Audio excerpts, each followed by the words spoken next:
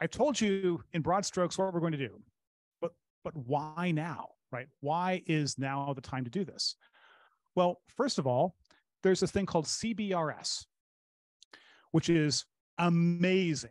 Okay, there is this really, really cool, incredibly valuable band of spectrum, this big chunk of the airwaves that was only being used for naval radar and kind of weird satellite uplink stuff. It was massively underutilized, and it was right smack dab in the middle of telecommunications bands. And so the FCC did something reasonable, and they said, hey, this doesn't really make any sense, massively underutilized. Let's set some rules and allow anyone who obeys those rules to deploy in the spectrum. But unlike, for example, Wi-Fi and 2.4 gigahertz ISM band spectrum, let's set up a traffic cop that can actually kind of make sure this only gets used in reasonable ways. And that is CBRS here in the US. There are similar programs like this being spun up around the world. Of course, we're using more and more and more data. Like if you see the chart for data usage over time, it doesn't go like this. It goes like this. It's really scary. Like, you know, in 2026, not too far away, every one of you is going to be using like 30 gigabytes a month. That's just insane. Right now, by the way, it's 10. That gives you an idea about how quickly we think this is all going to blow up, right?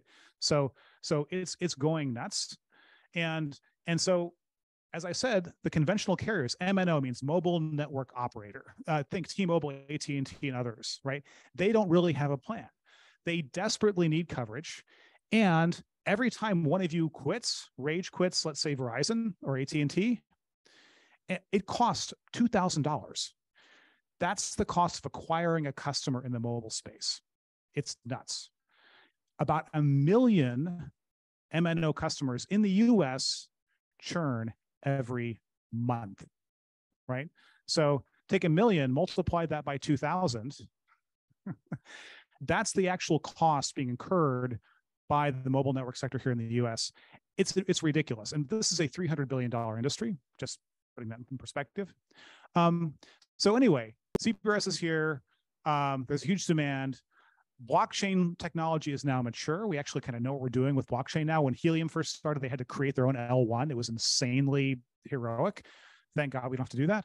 And of course, we can learn lessons from the mistakes of others. Helium had a great incentive model, but they didn't really know how to build a network. Well, we do know how to build a network, and we've got an even better incentive model. Pollen, well, don't rug pull your community. That's kind of the big takeaway there. Also, Pollen had some really good ideas about anti-cheating, which I can go into later in just a little bit. I want to. So I mentioned